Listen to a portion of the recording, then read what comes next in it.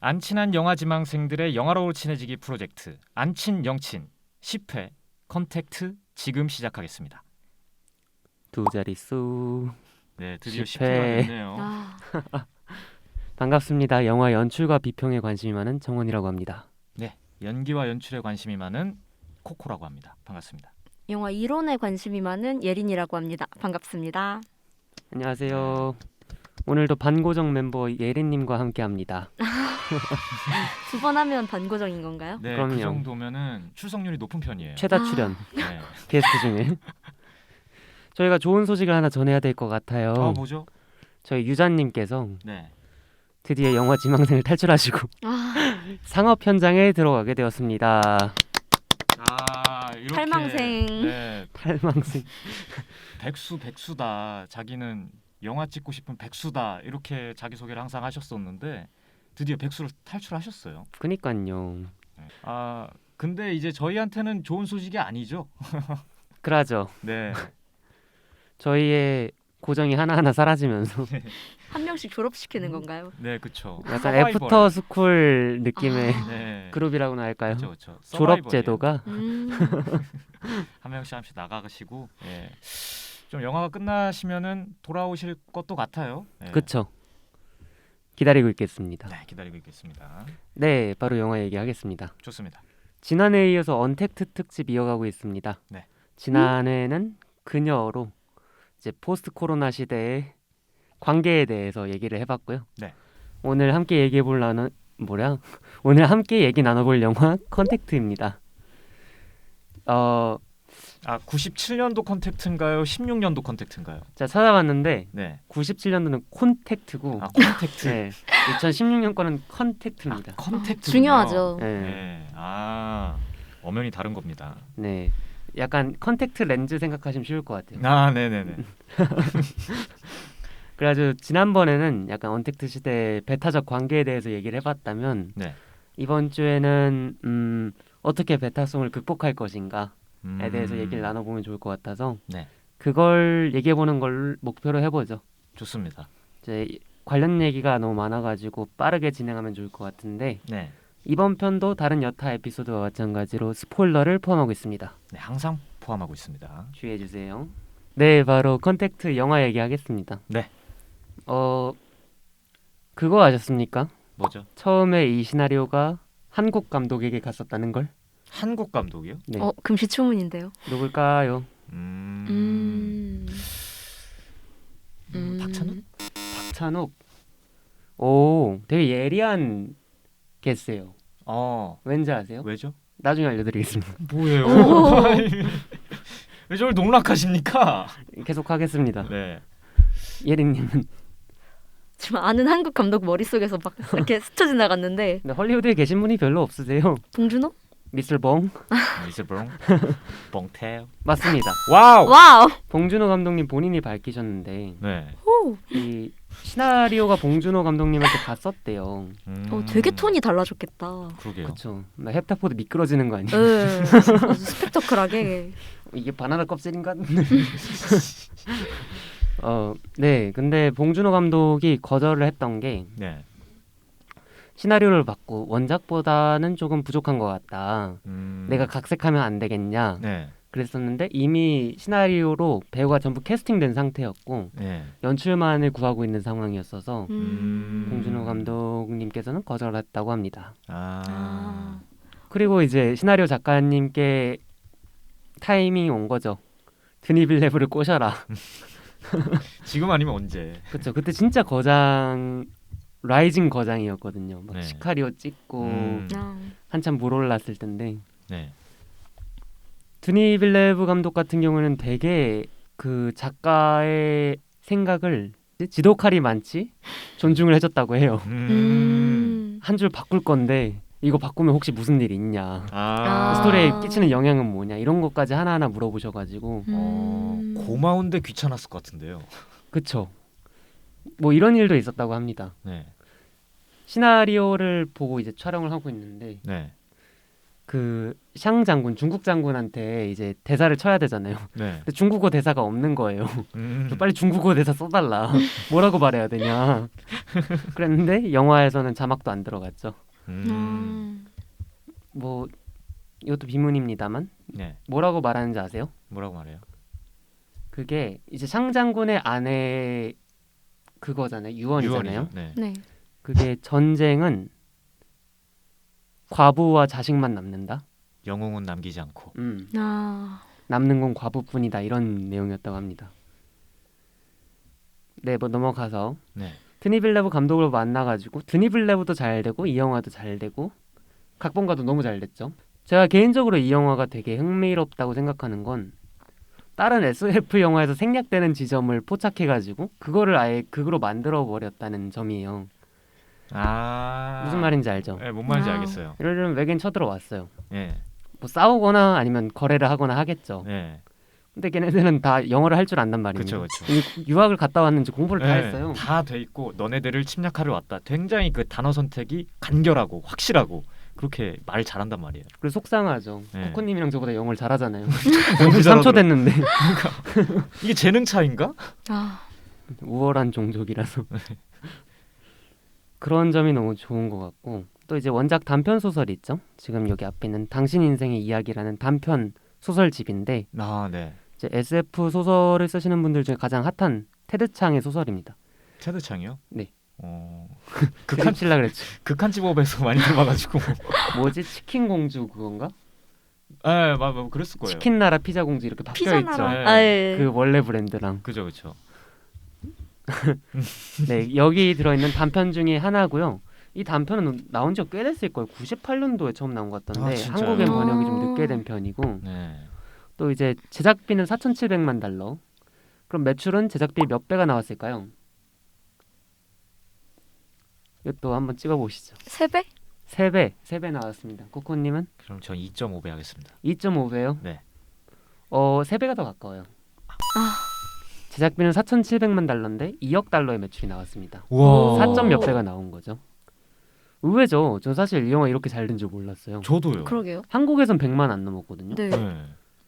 근데 이게 사실 중국을 막 긍정적으로 묘사하지 않음에도 불구하고 중국에서도 엄청 잘 됐고 역시 저희가 막 제목 바꾸는 거 너무 별로다 막 이런 얘기해도 배급을 잘 하시는 것 같아요. 나라마다. 그쵸. 그러네요. 제목 얘기는 조금 더 이따가 해보도록 하겠고요. 네. 이제 미국에서는 2016년 11월에 개봉했고 한국에는 20일에 부국제에서 부산국제영화제에서 최초 상영 그리고 2017년 2월에 극장에서 개봉했습니다. 아, 네. 영화 얘기를 바로 정보 말고 영화 얘기 좀 더 해볼게요. 네. 이 영화를 대체 영화사 어디에 안착을 시켜야 할까요?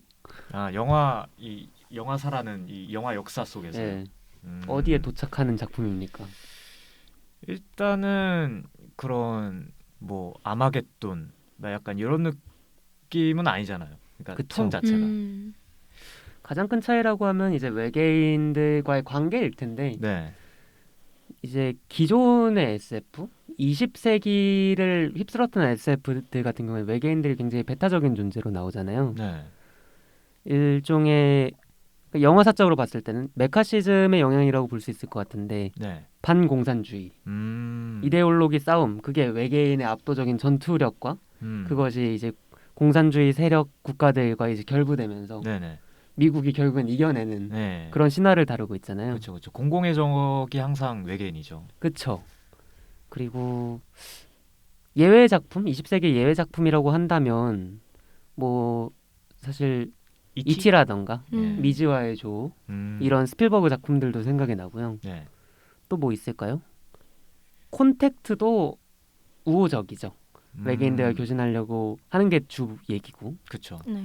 그런 의미에서 어찌 보면 미즈와의 조, 콘택트 이 라인 쪽에 있는 것 같긴 하네요. 근데 또 이제 언어 철학을 다룬 작품들이 네. 이렇게 성공한 사례는 너무 드물잖아요. 그렇죠.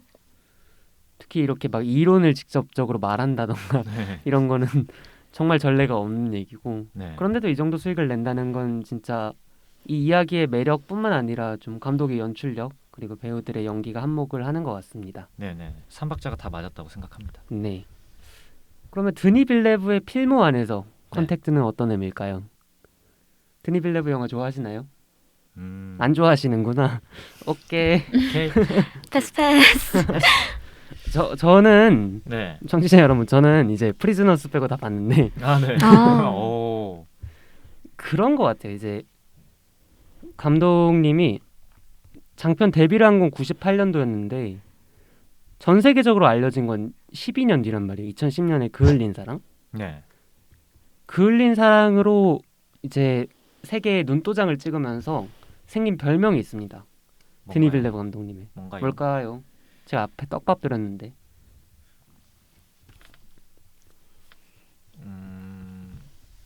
미래를 기억해내세요. 이 미래를 기억해낸다는 게 참 모순적입니다. 진짜. 그러니까 시적인 거죠. 내가 말한 적도 없는 거를 내가 어떻게 기억하냐고. 그러니까 시가 되는 거죠. 오. 시간을 그렇군요. 초월한 문학입니다. 그렇군요. 빨리 미래가 컨택트 하세요. 저희가 아까 무슨 감독 얘기했죠? 봉준호, 말고 박찬욱? 다 왔습니다. 네, 드니 빌레브 감독님 별명이 캐나다의 박찬욱이에요. 아 진짜요? 네, 이게 사실 SF 영화로 처음 드니 빌레브 감독님을 접한 분들은 좀 어색할 수 있어요. 이게 네. 하지만 그을린 사랑을 보신 분들은 맞네, 캐나다의 박찬욱 맞네 아. 이러실 거예요. 개인적으로는 정말 지금 당장 추천드릴 수 있는 영화인데요. 그을린 사랑은 네. 프랑스어로 되어 있는 영화고 이 영화가 미장센을 다루는 방식이라던가 또 결정적으로는 박찬욱 감독님의 작품색과 비슷한 스토리텔링이 나와요. 근데 이것은 일종의 반전이라서 여기까지 얘기하고요. 네. 추천드립니다. 그을린 아. 사랑. 아 네. 그래서 캐나다의 박찬욱으로 되게 많이 알려져 있으시다가 프리즈너스 에너미로 이제 헐리우드에 들어오고 시카리오로 압살하시죠. 내가 액션 영화 만들면 이 정도 나온다 얘들아. 저희 아버지가 좋아하시더라고요. 시카리오. 시카리오 너무 재밌어요. 네. 시카리오 진짜 전 개인적으로 컨택트 5점 만점에 4.5점 줬거든요. 네. 시카리오도 마찬가지입니다. 시카리오 최고. 액션 영화가 줄 수 있는 최고의 미학이 아닌가 네. 생각이 들고요. 이제 컨택트라고 하면은 시네필을 넘어서 전 세계 사람들에게 드니 빌레브를 알려준 작품이라고 저는 생각을 해요. 그리고 이 컨택트로 SF를 만들 수 있음을 보여줬기 때문에 네. 이제 그 전통적이고 기품 있는 블레이드 러너 시리즈의 리메이크를 맡은 게 아닌가. 아 그렇게 되겠네요. 진짜 아. 맡을 수 있는 자격이 필요한 거잖아요. 쇼앤 프로브 한 거죠. 네. 그리고 블레이드 러너가 흥행이 망했거든요. 아 망했어요. 제대로 망했어요. 어. 이 영화 흐름 너무 길고 지루하다. 네. 그런데 한 번 봐서 재밌고 흥행이 너무 잘 되면 블레이드 러너가 아니다. 그렇게 말씀드릴 수 있을 것 같습니다. 네. 평양냉면 같은 영화군요. 저 한 3번 4번 먹어봐야지 중독이 되고 네. 그렇습니다. 네.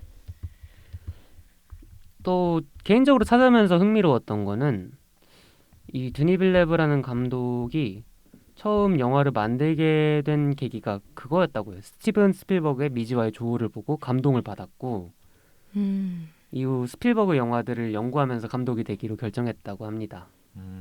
원래는 뭐 과학 전공하셨더라고요. 그 다음에 다시 진짜요? 영화학교에 들어간 케이스예요. 그리고 가장 좋아하는 영화로는 스탠리 큐브릭의 스페이스 오디세이. 아. 왠지 알 것 같죠? 네. 알 것만 같아요. 둘 다 너무 느리고 진지해가지고 철학도 되게 많이 넣고 거의 면접 정답 수준의 답변이네요. 저는 어렸을 때부터 아. 스티븐 스필버그의 PR이 감독을, 확실한. 네, 확실하고 그리고 색깔까지. 영화학교에서는 이렇게 말하면 좀 어렵지 않을까요? 하긴 그렇네요. 죄다 너무 유명한 영화들이라서 그것도 그렇네요. 이제 드니 빌레브 감독의 스타일에 대해서 조금 얘기를 해보자면 미장센이 일단 느리고 고정된 게 되게 많죠. 개인적으로는 인터뷰에서 핸드헬드를 싫어한다라고 말하신 적도 있다고 해요. 그리고 기술적인 측면에 되게 관심이 많은 테크니션이시거든요. 네. 그 컨택트에서도 보면은 되게 이상하게 힘줬다라는 장면들이 몇 있잖아요. 예를 들면은 무중력으로 바뀌는 장면이라던가 아니면은 처음 우주선을 봤을 때 이렇게 바닥을 슬슬 쓸어가는 장면을 되게 그쵸. 길게 보여주더라고요. 맞아요. 또 이 감독님은 요한 요한슨이라는 음악 감독이랑 되게 작업을 많이 했는데 네. 드니 빌레브 특유의 뿌앙 하는 그 아, 음향 아. 있잖아요. 네. 그게 다 이분이 만드신 거예요. 그 먹먹한 공간감이 너무 좋았어요, 저는. 그쵸. 이거 진짜 극장에서 사실 봐야 되는 영화인데 맞아요. 아쉽습니다. OST가 되게 특이한 게 하나 있었잖아요. 네. 이거 기억 안 나세요? 서스페리아 잘못 보니 아니 진짜 있어요. 그런 게 있었어요? 진짜 있어요. 있다고? 예. 다른 거랑 헷갈리신 건지 아니, 재현을 아니. 잘못하신 것 같은. 아니 그 어떤 장면이면은 예. 중간에 그 이제 처음 그 뭐지 이제 칠판을 들고 이제 뭘 알려주려고 해요. 그래 이제 걸어가는 장면에 이렇게 한다고요. 카나리아가 노래 부른 거 아닙니까? 아니에요. 진짜요? 이걸 그 시청자분들은 왠지 진실 아실 것 규명 같은데 부탁드립니다. 진짜 있다니까요 그거. 그대가 링크 띄우세요. 네, 댓글창에. 분명 이 음은 아닐 거예요. 이거 미드소마에서는 나올 법한 노래잖아요. 근데 만약에 이 영화를 다시 보시고 제가 따라한 거 들으시잖아요. 얘가 잘 따라했네. 이렇게 생각하실 거예요 진짜로. 이런 판단은 시청자분들께 네, 맡기도록 판단을 하겠습니다. 시청자분들에게 맡기겠습니다. 그리고 스토리텔링적으로는 저는 개인적으로 다른 분들은 어떻게 평가하시는지 모르겠는데 되게 운명론적이다. 그리고 신화적이다. 그리고 시스템에 의해서 되게 개인이 좌지우지되는 그리고 자유의지가 없는 듯한 그런 인상을 주는 스토리텔링이 좀 많다고 생각해요. 그리고 전 사실 이 대사가 되게 많이 생각나거든요. 이게 어찌 보면 드니 빌레브 감독의 영화 요소랑도 되게 잘 맞아 떨어진다고 생각하고 네. 그 뭐지? 박찬욱 감독의 올드보이에 나오는 유지태 씨가 네. 그런 대사 하잖아요. 질문이 잘못됐잖아. 질문이 네. 그런 극적 질문을 하나 던져주고 아예 한 번의 반전으로 뒤집어 엎어버리는 그런 식의 스토리텔링이 되게 반복되는데 전 늘 새로워요. 늘 당하거든요. 이게 다른 영화는 스포를 하면 안 되니까 네. 뭐 저희 컨택트만 해도 그렇죠. 사실 영화 초반에 딸이 죽어가지고 이 주인공이 되게 시무룩한 것처럼 보이게 연출을 해놓잖아요. 네. 근데 알고 보니까 딸은 아직 태어나지도 않은 시점이고 좀 그런 식의 엎어치기 스며드는 반전이라고나 할까요? 네. 그런 스토리텔링이 사실 유일무이하죠. 그렇죠. 어찌 보면 반전을 위해 반전을 만들던 감독들은 오래 못 갔잖아요. 네. 계속 존재는 하고 계시지만 네네. 그런 면에서 저는 드니 빌레브를 좋아합니다. 네. 그 반전이 너무 그 자의식 과잉처럼 관객에게 너 이건 몰랐지? 내가 이렇게 천재야. 이런 느낌이 아니라서 되게 좋았어요. 맞아. 잔잔하면서도 힘 있는 반전. 와 한번 맞아요. 다시 보고 싶다 막 이런 거 있잖아요. 맞아요. 짜증나는 반전이 아니라 네. 계속 당해주고 싶은 반전. 그렇죠. 참 좋은 반전이란 무엇일까에 대해서 잠깐 얘기해 보면 좋을 것 같은데 네. 저는 좋은 반전이 영화를 다시 봤을 때 영화의 의미를 더 부여해 줄 수 있는 그런 결말이라고 생각을 하거든요. 네. 그런데 저는 이제 곡성 빠돌이지만 네. 들어보신 분들은 알겠죠. 곡성이 조금 아쉬운 점은 그런 반전을 주는 영화라면 그게 감독과 관객들과의 두뇌 배틀이 돼야 된다고 저는 생각을 해요. 근데 그러려면 이제 보여주는 패가 7 다이아몬드면 7 다이아몬드로 보여야 될 텐데 네. 곡성은 조금 그렇지 않은 면들이 있죠. 음. 촬영과 편집적으로 어떤 혼란을 준다던가 그런 지점들이 다시 봐야지만 알 수 있는 그런 지점들이 있어가지고 약간 장난질을 쳐놓는다. 밑장 빼긴 아니지만 네. 카드를 막 흔들고 있는 거죠. 볼 수가 없게. 치사하네요. 뭐 사실 모든 추리 작품들도 그렇잖아요. 추리 소설이라든지 추리 영화라든지 그렇죠. 관객이 풀 수 있어야 되는 거거든요. 네. 근데 풀 수 있는데 못 풀게 하는 약간 수능 수학 30번 같은 문제 그런 문제 있잖아요. 풀 수는 있어요. 풀 수는 있고 다 이게 내주는데 많은 사람들이 맞추지 못하는 그런 게 제일 좋은 반전이란 반전이죠. 그렇죠. 음. 저희가 영화 줄거리도 얘기 안 하고 영화 얘기를 너무 벌써 많이 했는데 지금 몇 분이 지난 건지 모르겠네요. 아직 줄거리를 한 줄도 말 안 했다니. 코코님이 줄거리 한번 얘기해 주시죠. 네, 좋습니다. 콘택트에 이게 되게 막 복잡하고 반전 있고 그 좀 그런 것 같은데 얘기를 자체를 줄거리를 딱 얘기하면 좀 간단해요. 그렇죠. 주인공 루이스는 언어학자. 어느 날 그녀에게 군인들이 찾아오거든요. 지구에 외계인이 왔는데 그들의 언어를 해석해줄 사람이 필요하대요. 그래가지고 어떻게 이제 우주선으로 가요. 그래서 루이스는 물리학자인 이안 그리고 군인들은 우주선에 들어가서 외계인들과 교신을 하면서 서로에게 막 언어를 가르쳐 주거든요. 루이스는 그들의 언어를 배우면서 점점 외계인처럼 사고하죠. 뭐 스포일러 가능하다니까. 이제 그 언어가 이제 원으로 돼 있다 보니까 단어 형태가 그러니까 이제 시간 자체도 이제 원으로 생각을 할 수 있게 된 거죠. 결국 이제 미래를 기억할 수 있는 능력을 가지게 된 그녀는 인간과 외계인 사이의 전쟁을 막고 미래의 둘 사이에 그러니까 둘 사이라고 하면은 그 이안과 그 루이스 있잖아요. 네, 당연하죠. 대령이랑 사랑에 빠지면 좀 둘을 이제 서로 좋아하게 되는 거예요. 막 이제 둘 사이에 딸이 죽을 거 알아요. 이제 이혼할 것도 알아요. 근데 이제 가지기로 결심을 하면서 이야기가 끝을 맺게 됩니다. 네, 코코님이 줄거리 잘 얘기해 주셨는데 네. 영화 어땠는지 짧게 패널별로 얘기를 한번 들어볼까요?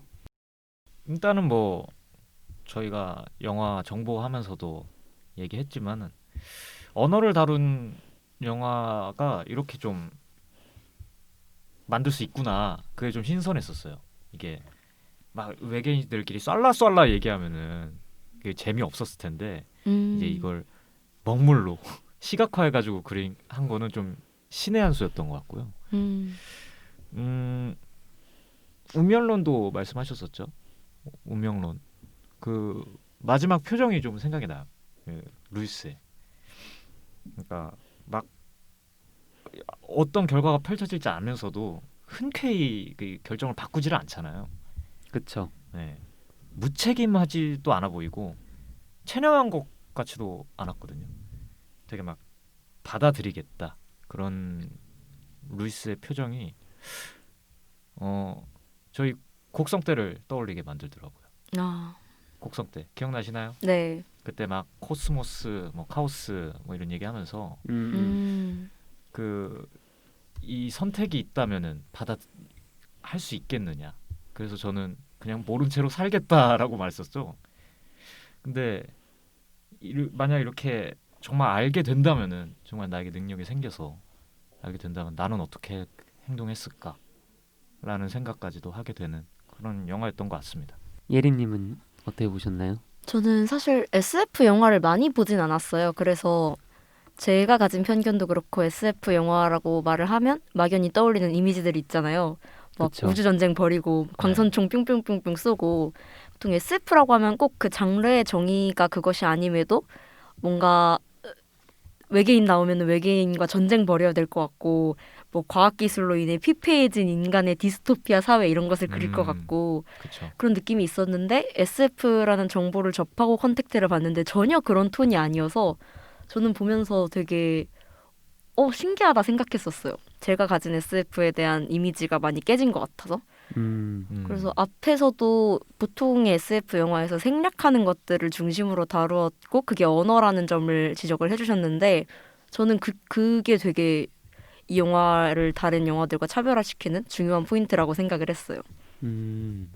그리고 저는 보통 언어라는 게 사실 굉장히 과학적인 것임에도 되게 과학적이지 않은 감성의 영역으로 치부가 되잖아요. 인간의 그쵸. 소통도 그렇고 네. 사실 소통도 굉장히 과학적인 원리 하에 이루어지는 건데 뭐 소통, 공감 이런 것들이 되게 감성의 영역으로 넘어가게 되고 또 기술이나 과학은 그거랑 대립하는 것으로 그려지는데 컨택트 같은 경우에는 이성과 감정이나 뭐 과학과 소통 이런 것들을 굳이 대립시키지 않는다는 점에서 되게 좋았어요.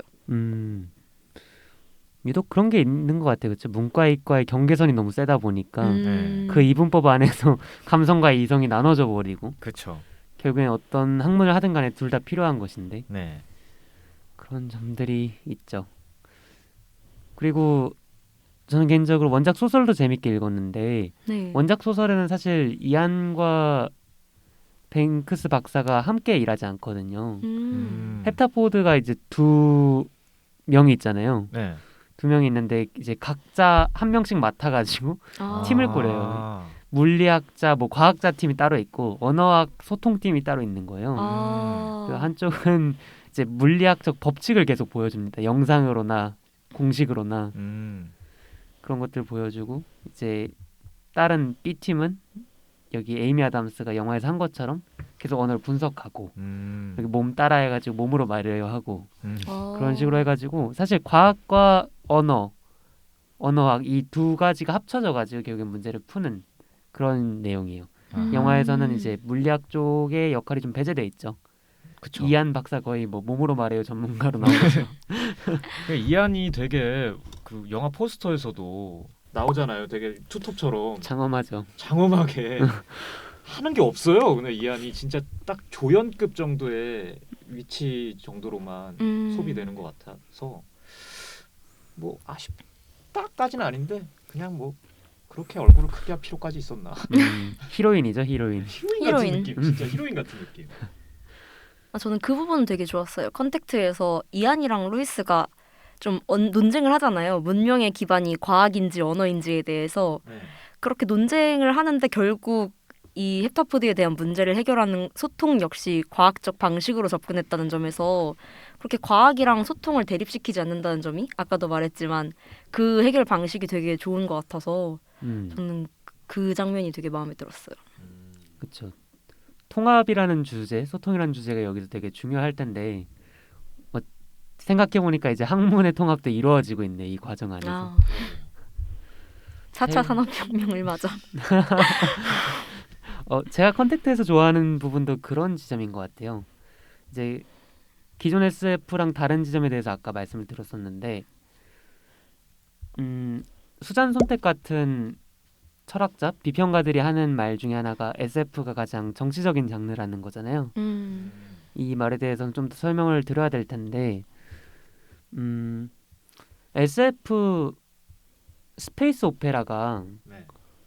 성공했던 지점, 흥행했던 때가 50년대, 60년대거든요. 60년대죠. 네네.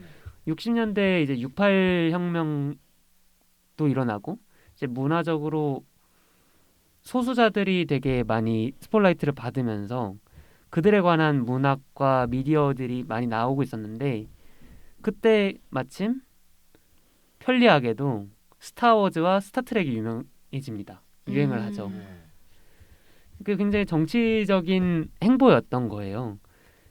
SF로 영화를 만들면 어떤 일이 벌어지느냐? 인류가 통합됩니다. 적이 외부에 있게 되니까. 그렇죠. 적은 외부 인간이 아닌 존재다 보니까 이제 저희의 프로타고니스트, 주인공들은 전부 지구를 대표하는 존재고 이런 사람들이 대부분 백인 남성이었던 거죠. 네.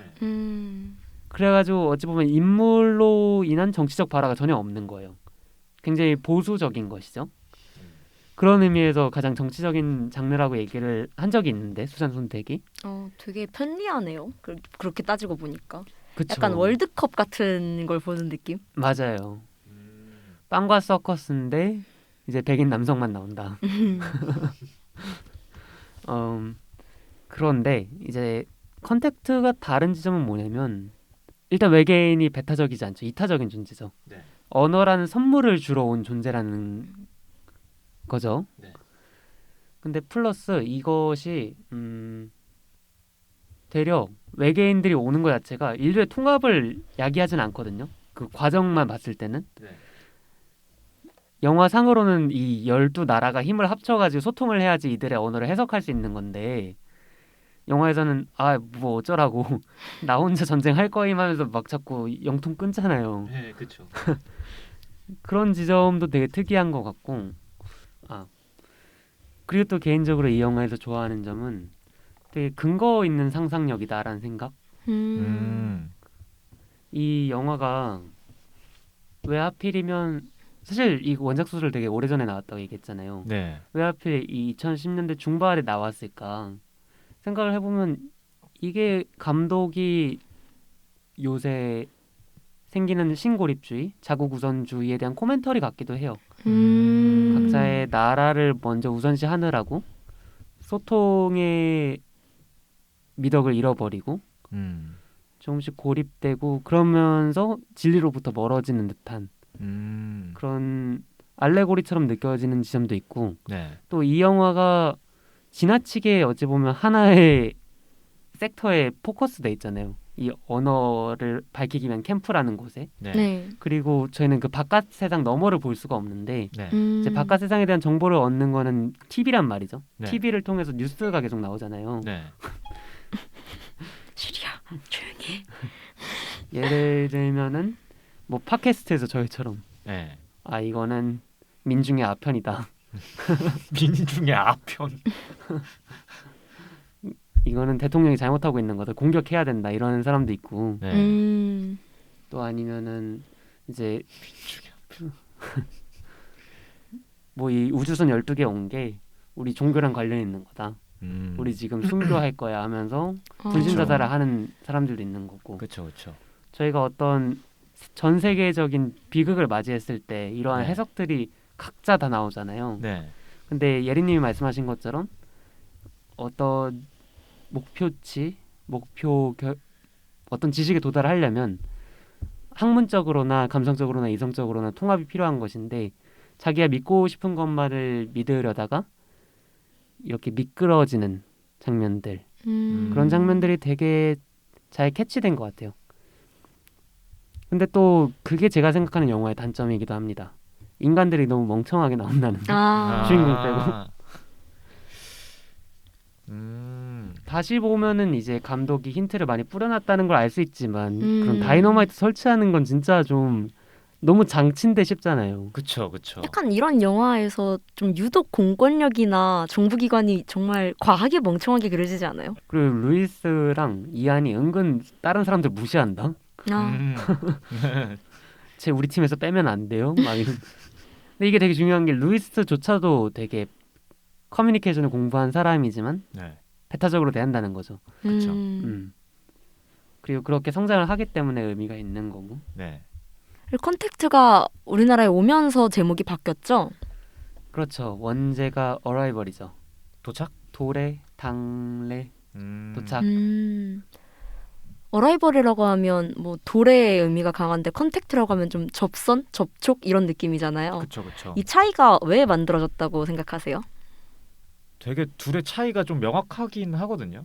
그 어라이벌이라고 하는 단어에는 외계인의 일방적이죠. 그렇죠. 일방적인 그러니까 단어 안에 외계인의 이미지밖에 없는데 여기 컨택트에서는 둘 다의 이런 이미지가 느낌. 네, 그렇죠. 이게 그려져 있단 말이에요. 이런 단어 느낌. 안에. 근데 그러면 어찌 보면 제목이 반전이 될 수도 있는 거 아닌가요? 어라이벌이라고 했을 때 루이스가 언어를 이해해서 깨달음에 도달하는 경지, 그 도달에 대한 어라이벌일 수도 있잖아요. 오.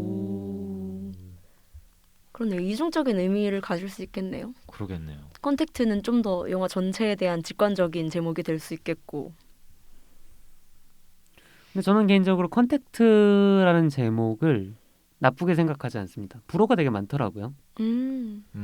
저는 사실 영화 제목이 어떤 인상을 빨리 줄 수 있는 게 되게 중요하다고 생각해요. 네. 이 영화의 내용에 대해서 알려주고 또 이 영화와 가까운 영화를 레퍼런싱으로 가져옴으로써 이 영화의 분위기 같은 걸 그대로 전달을 하는 거죠. 그런 의미에서 좀 묻어가는 느낌도 있지만 또 그리고 원작의 의미를 훼손시키는 것도 있지만 이렇게 좋은 영화라면 더 많은 사람들이 볼 수 있게 하는 게 더 좋은 거라고 저는 생각을 합니다. 사실 제목을 수입하면서 바꾼 게 좀 영화를 훼손시킨 경우가 있긴 있잖아요. 그 뭐였죠? 되게 뭐 내 아내의 여자도 좋아 약간 이런 영화 있지 않아요? 아, 제목. 맞아요, 맞아요. 그 정확히 제목이 뭐였죠? 되게 막장스러운 제목으로 바꿔놨거든요.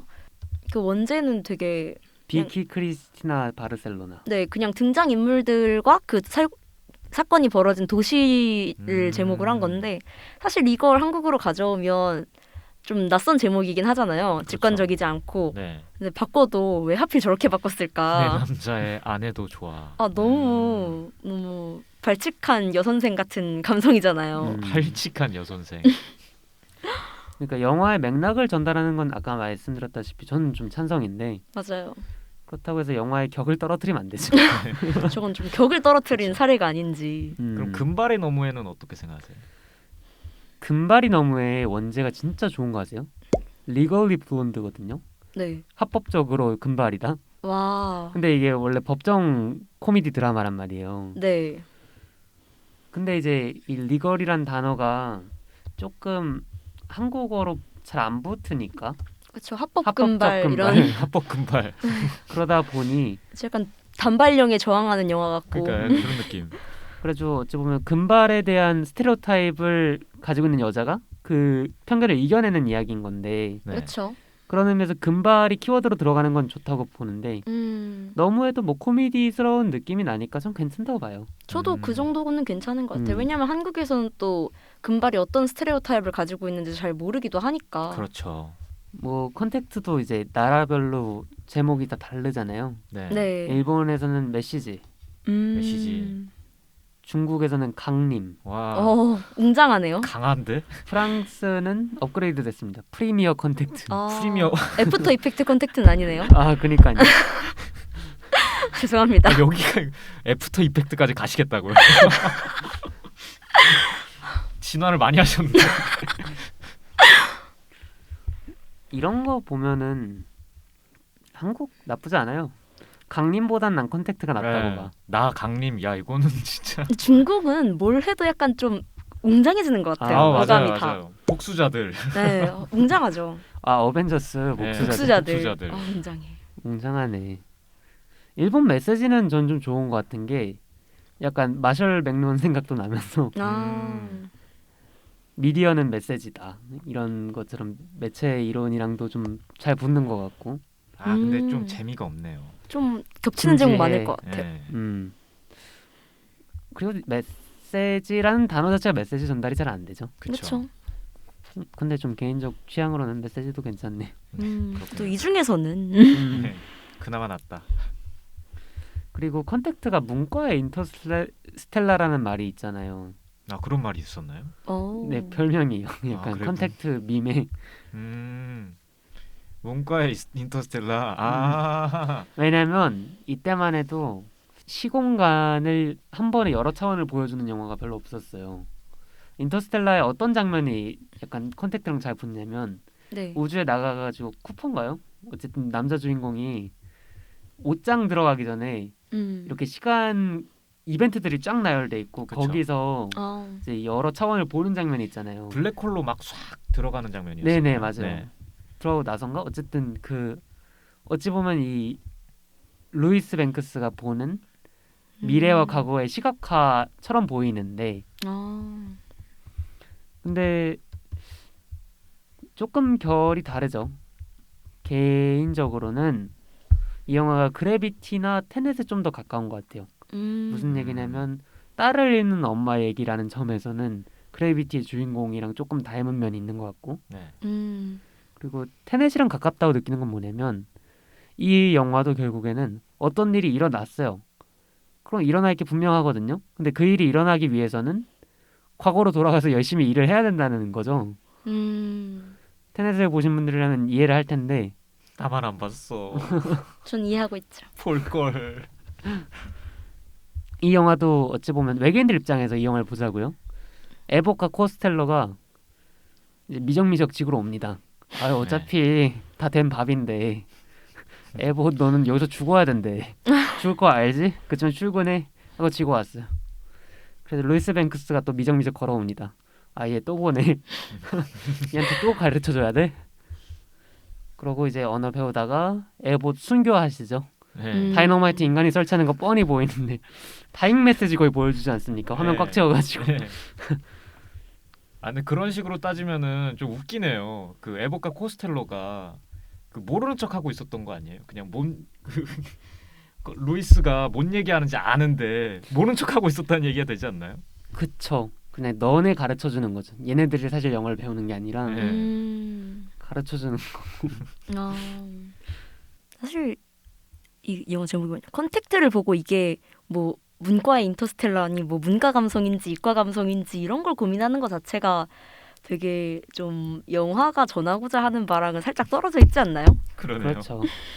문이과의 통합을 바라고 있었는데 네, 이건 4차 산업혁명 융합과학을 설명하고 있는데 이거 문과 영화인데 이러고 있는 거니까.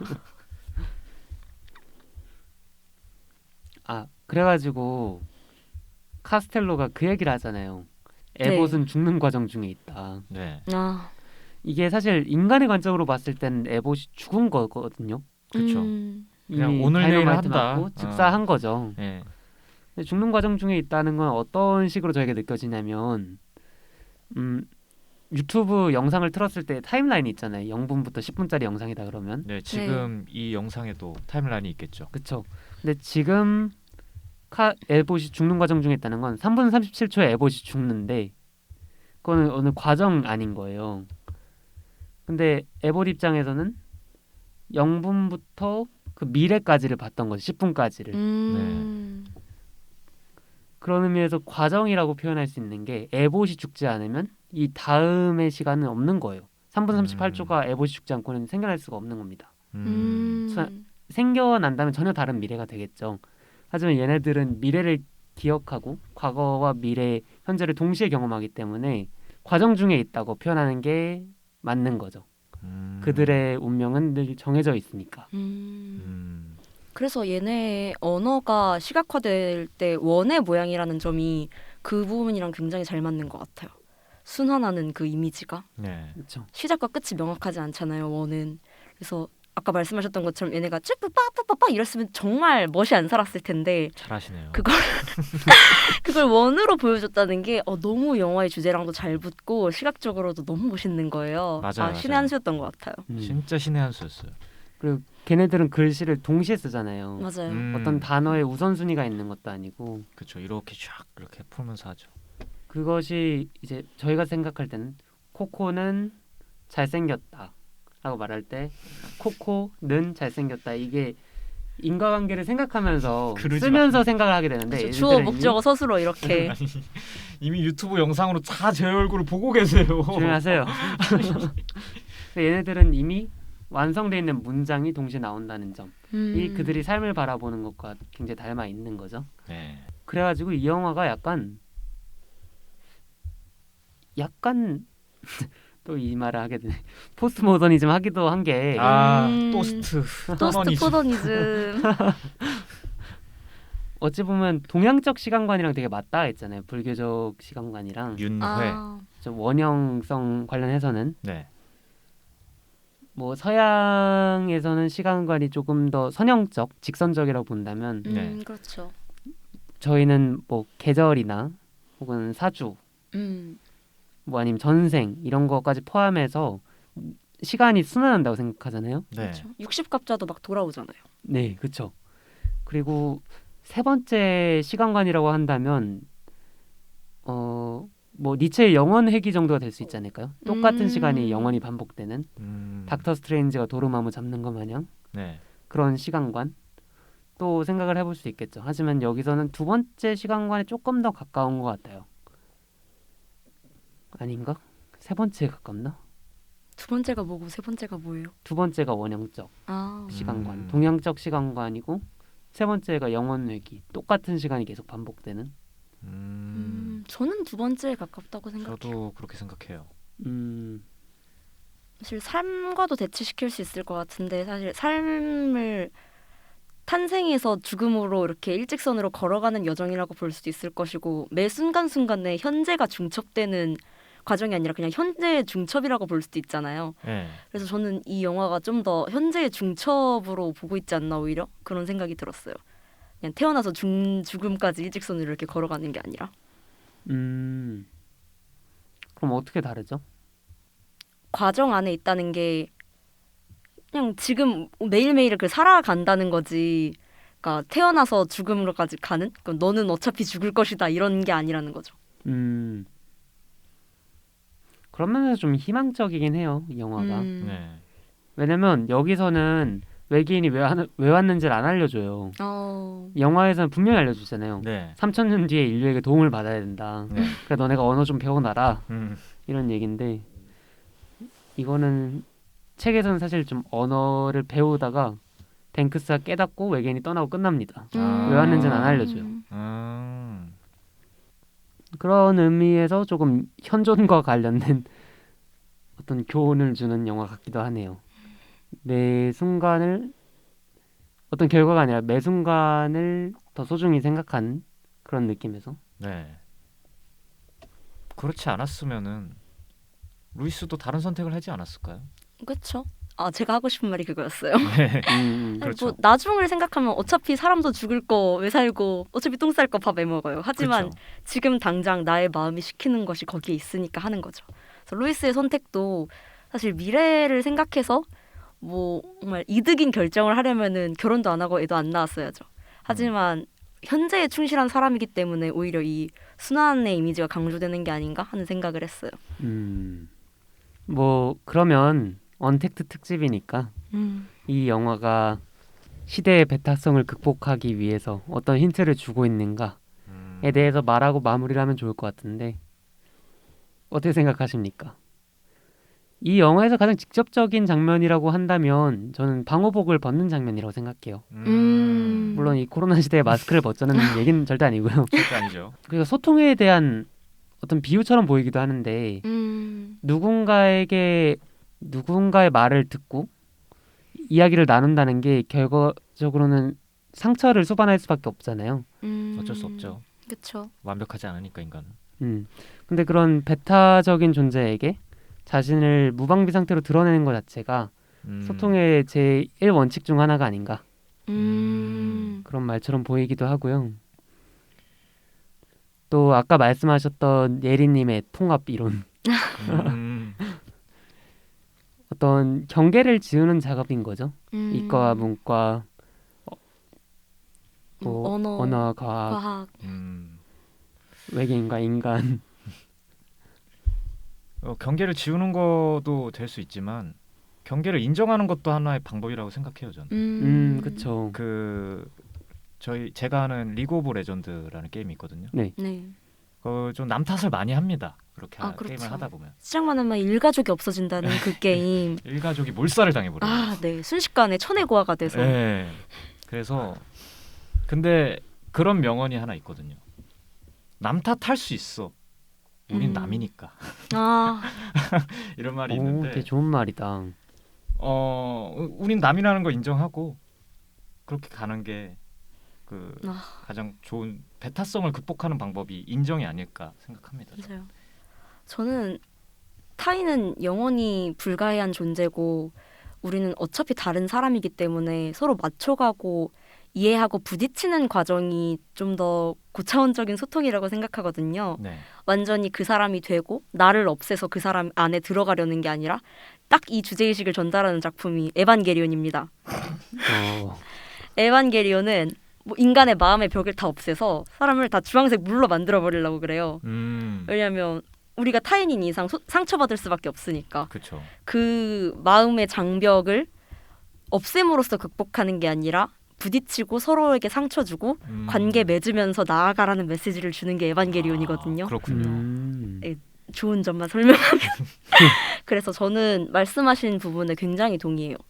타인은 영원히 이해할 수 없는 존재이기 때문에 부딪히는 과정이 소통이다. 그리고 애초에 타인을 좀 외계인 보듯이 보는 게 도움이 될 수 있을 것 같아요. 그럼요. 말이 통한다고 생각하는데 말이 안 통하니까 미쳐버리는 거거든요. 네. 특히 가족들 사이가 그럴 수 있죠. 나를 이해해 줄 수 있을 것 같은데 이해를 못 하니까. 이걸 왜 이해를 못 해줘?가 제일 많이 하는 말이잖아요. 그러니까 뭐 에봇과 카스텔로가 루이스랑 싸우겠습니까? 아니요, 이안이랑 루이스가 싸우죠. 그렇죠. 그런 것처럼 말씀하신 것처럼 네. 그 경계를 인정하는 게 되게 도움이 될 수 있겠네요. 그리고 컨택트에서 말하는 시간관이 원형적 시간관이 동양의 지혜에 손을 뻗는 거라고 한다면 이 영화는 상당히 답변을 잘 주고 있는 거죠. 네. 네. 포스트 모더니즘 영화로서 이성주의의 한계가 당대했으니 어라이벌 했으니 이제는 외부로 더 컨택트를 하고 열려 있어야 된다. 네. 그런 의미로도 볼 수 있겠네요. 이제 추천 컨텐츠 하고 마무리하겠습니다. 네. 준비되신 분 먼저 들어와 주세요. 저는 소설 하나 추천하고 싶은데요. 네. 로이스 로리라는 작가의 기억 전달자라는 SF 소설입니다. 혹시 아시나요? 모릅니다. 진짜 좋아요. 아, 저 진짜 저- 너무 좋아해요. 살면서 처음으로 끝까지 읽어본 영문책이 그거였어요. 이게 아마 4부작인가? 그럴 거예요. 3부작. 아, 3부작이에요? 네. 아, 나무위키에 4부작이라고 써 있어서. 내가 잘못 알고 있나? 외전이 그 사이에 나왔을 하나 수도 나왔나 있어요. 봐요. 네, 외전이 맞네. 나왔을 수 있어요. 아, 뭐 나무위키가 맞겠죠. 지식의 보고잖아요. 그렇죠. 맞지, 서브컬처계의 맞지. 아, 그쵸, 그쵸. 황제예요, 황제. 이것도 컨택트랑 비슷하면서도 약간 다른데 모든 것이 좀 통제된 사회, 되게 디스토피아적인 사회에 모든 것이 완벽해 보이는 세계인 거예요. 그러니까 좀 마을의 장로 같은 사람들이 네. 애기들 잘하면 직업도 다 정해주고 음. 약간 이문열 들소 같은 느낌으로 약간 고대 시대처럼 너는 이것을 해라 이렇게 점지해주면 그걸 다 따라야 되고 그 규칙에 다 따라서 항상성을 유지하는 게 가장 큰 이데올로기인 사회인 거예요. 네. 그런데 거기서 다른 친구들은 다 평범한 직업을 받았는데 주인공 소년만이 기억 전달자라는 직업을 받아요. 네. 그래서 잊혀진 선대의 기억들을 자신이 보존하고 전해주는 그런 역할을 맡게 됨으로써 벌어지는 이야기입니다. 하드 관리자 뭐 그런 느낌인 건가요? 하드 관리자라기보다는 맞아요. 그 이전 세계의 기억을 가지고 있는 기억을 보존하는 무형문화재 같은 존재예요. 아, 그쵸. 네. 그렇구나. USB. USB 같은 문제구나. 이전 세계에 대한 USB 같은 존재. 이게 영화도 나왔는데 전 개인적으로 책이 더 좋더라고요. 아 그렇군요. 이거 번역도 되게 괜찮았어요. 저는 번역본으로 읽었는데 제 청소년기를 책임진 소설입니다. 아 그렇군요. 진짜 재밌어요. 이런 걸 읽고 자라니까 저 같은 사람이 됐죠. 읽으면 안 되는 거 아니에요? 금서로 지정. 무슨 의도에서 했는 말인지 모르겠어요. 무슨 의도였을까? 제가 알기로는 이게 공산주의 국가들은 이 책 수입 안 했을 거예요. 아, 약간 아. 공산주의에 대한 비꼼처럼 보일 수도 있긴 해요. 아 그러네요. 어버이 수령님이 이렇게 정해주는 그런 그쵸? 느낌의. 네. 약간 회색빛, 핏빛은 아니고 회색빛 1984 같은 느낌. 그렇죠. 그렇군요. 제 차례가 온 건가요? 네. 아니 저는 추천 컨텐츠를 계속 고민했었어요. 아 내가 이렇게 해줄 수 있는 컨텐츠가 뭐가 있을까? 저는 일단 SF를 별로 보지 않습니다. 세상에. 그리고 언어와 관련된 거 킹스 스피치밖에 모릅니다. 마상에. 그래서 저는 제가 방금 전에도 게임 관련된 영화를 하나 소개시켜드렸었죠. 게임에 관한 1화가 하나 있어요. 이 월드 오브 워크래프트라고 아세요? 와우. 네. 예, 와우. 네. 와우가 얼라이언스랑 호드라는 진영으로 나눠져 있단 말이에요. 네. 그렇죠. 와민정음 아세요? 아니요. 와민정음 모르세요? 그러니까 그 얼라이언스가 채팅을 치잖아요. 호드한테. 그러면은 you die 이렇게 쳐도 이상한 말로 이게 나오거든요. 그래요? 01, 뭐 K 막 이렇게 나와요. 호드도 마찬가지고. 그러니까 서로 소통이 안 되는 걸 채팅으로 메타적으로 표현한 건가요? 네네. 아. 소통이 안 되는 거예요. 신기하다. 너무 신기하다. 근데 어떤 한 유저가 네. 이 메커니즘을 밝혀낸 거예요. 와, 그러니까 루이스 디코딩 같은 해버렸어. 사람이. 네, K를 쓰면은 얼라가 K를 쓰면은 호드한테 뭐 0이 나온다던가 와. A가 나온다던가 이걸 다 맞춰가지고 이 결국에는 소통을 하게 됐다는 얘기가. 너무 흥미롭다. 근데 이게 뭐 되게 좀 감동적인 얘기지만은 나 좀 실제로는 감동받았어. 네. 실제로는 그냥 쓰긴 쓰는데 다 잘 쓰거든요. 네. 근데 이제 조롱할 때만 쓴다고 하더라고요. you die 너 너무 못해 뭐 이런 걸로만 쓴다고 하더라고요. 다이너마이트 같은 거네요. 네, 다이너마이트 같은 겁니다. 네, 광물을 캐라고 만들어놨더니 네, 그냥 욕하려고 쓰고 있더라고요. 재밌다. 저 이런 얘기 처음 들어요. 아 그래요? 근데 게임에서 되게 어떤 민주적인 게 실현된 경우가 되게 많은 것 같아요. 저는 그런 얘기 들었거든요. 어떤 게임이었지? 특정 거대 길드가 사냥터를 독점해서 그 서버에 있는 모든 유저들이 연합해서 혁명을 일으켜서 그 길드의 맞아요. 점유를 뺏은 사건이 있다고 하더라고요. 오, 와 그거 진짜 거의 삼국지예요. 아, 그 얘기 진짜. 완전 레디 플레이어 원이다. 네. 저 게임이 되게 재밌는 공간인 것 같아요. 맞아요. 그 어떤 규칙도 있고 음. 그 내 나라는 자아도 있고 그러니까 맞아요. 그런 하나의 사회를 만들게 되는 것 같아요. 맞아요. 음. 그 안에 저희 가족만 없고 그러니까 우리 가족만 없고 나만 고한 거야. 어머니 죄송합니다. 네, 제가 추천드릴 컨텐츠는 바로 넘어가시네요. 이 원작 소설이에요. 당신 인생의 이야기인데 네. 이 책에 나와 있는 이야기 전부 재밌습니다. 이거- 번역이 네. 사실 막 매끄럽게 읽히는 번역은 아니에요. 이게 언제 나온 거죠? 번역이? 번역이요. 2016년이네요. 영화가 처음 미국에서 개봉됐을 때랑 약간 비슷한- 영화에 네. 편승하여 이렇게 슥싹 그러니까 쓱싹하는 느낌이네요. 네, 저는 여기서 바빌론의 탑이라는 소설을 되게 좋아하는데 아 네. 이게 뭐냐면 바벨탑 아시죠? 알죠, 네, 알죠. 바벨탑을 짓는 과정에 엄청 집중한 거예요. 음. 그래가지고 우리가 생각해 보면 바벨탑을 지으려면 이제 벽돌도 위로 올라가야 될 것이고 네. 위에는 이제 인부들이 엄청 많으니까 밥도 올려야 될 것이고. 그렇죠. 근데 이제 주인공은 이 탑이 완성되는 걸 목격할 수 있는 사람이 됩니다. 근데 이 여기서는 신이 바벨탑을 무너뜨려서 벌하지 않아요. 네. 다른 방법으로 한단 말이죠. 어떤 네. 반전으로. 그거를 한번 궁금한데요? 확인해 보시면 어떠실까. 아. 원래는 이제 성경에서는 그 천둥을 내려서 무너뜨리고 그 다음에 너희들은 이제 그 통합하지 마 하면서 언어를 아예 다르게 만들어 버리잖아요. 근데 여기서 좀 다른 결말이 나오나 봐요. 그쵸. 그리고 이런 맥락이 있다 보니까 전 개인적으로 컨택트도 바벨탑의 어떤 연장선이 아닌가라는 생각도 들더라고요.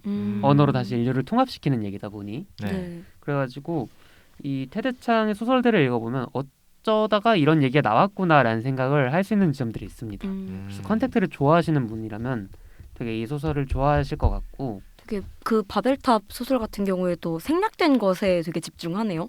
보통 그쵸. 바벨탑이 신의 권위에 도전해서 무너졌다라는 사실만 강조되지 어떻게 지었을까는 생각을 안 해보잖아요. 네. 그러게요. 이런 생략됐던 것들에 천착하는 점이 너무 흥미로운 것 같습니다. 네. 맞습니다. 디테일에 좀 집중을 많이 하네요. 네. 블루오션이죠. 아무도 안 만지는. 네, 맞아요. 그런 게 너무 재밌잖아요. 맞아요. 진짜 재밌잖아요. 맞아요. 그리고 이제 하나 더 추천드리자면 QM이라는 래퍼의 하나라는 아하. 곡을 소개를 드리고 싶은데 네. 전 개인적으로 몰랐는데 찾다 보니까 이 컨택트라는 영화에 영감을 받아서 만든 앨범이라고 하더라고요. 아 그렇군요. 하나가 이 루이스 뱅크스의 딸 이름이잖아요. 네. 네. 그래가지고 어떤 2차 창작물을 보는 게 팬들한테는 굉장히 즐거운 경험이니까 네. 한번 확인해 보시면 좋을 것 같습니다. 아래 더보기란에 링크 달아두겠습니다. 여기 있네요. 구독과 좋아요는 좋아요. 큰 힘이 됩니다. 네, 뭐 추천 콘텐츠 다 했고. 그러면 인사를 드려야죠. 네. 네. 인사드리기 전에 하실 말씀 있으십니까? 두 번째 출연이시잖아요. 제가 언제까지 나올지 내기를 한번 해주세요. 저희도 모르겠어요. 네. 그러죠. 정원님이 저를 섭외를 하면서 주변에 관심 있는 동기들 없냐고 하셨는데 그래서 제가 그럼 카톡방에 물어볼게요 하니까 부끄러우니까 그건 하지 말래요. 그럼 저보고 오라는 거지. 그냥 지나가듯이 아. 쓱. 기생충 마냥 그 건너만 하겠다. 조금 더 자연스럽게 전달이 됐으면 해서 그랬던 이 것이죠. 시대의 배타성을 어떻게 극복하면 그러니까요. 좋을까요? 어쩌면 좋을까요? 너무 배타적이네요. 제가 언제까지 여기에 있을지 언제 고정이 될지 지켜봐 주세요. 저희는 항상 열려 있습니다. 네. 고정하실래요? 일단 문단속을 좀 해주셨으면 좋겠어요. 너무 여시면은 또 그쵸. 네, 저희도 요즘 좀 같은- 없어 보일 수 없으니까 좀 저희가 좀 문을 좀 닦아 놔야 될 것 같아요. 살짝. 고정하겠습니다. 저희가 고정하는 걸로. 네, 저희가 고정하는 네. 겁니다. 랩을 하면 되게 잘하실 것 같아요. 박치라서. 네, 알겠군요. 그렇군요. 네, 그럼 저희 이제 인사드릴게요. 저희는 그럼 다다음 주에 다시 뵙겠습니다. 그럼 그때까지 안녕. 고생하셨습니다. 아, 고생하셨어요. 나 담배 펴야 돼. 구독과 좋아요, 알람 설정까지. 알람 설정은 사랑입니다.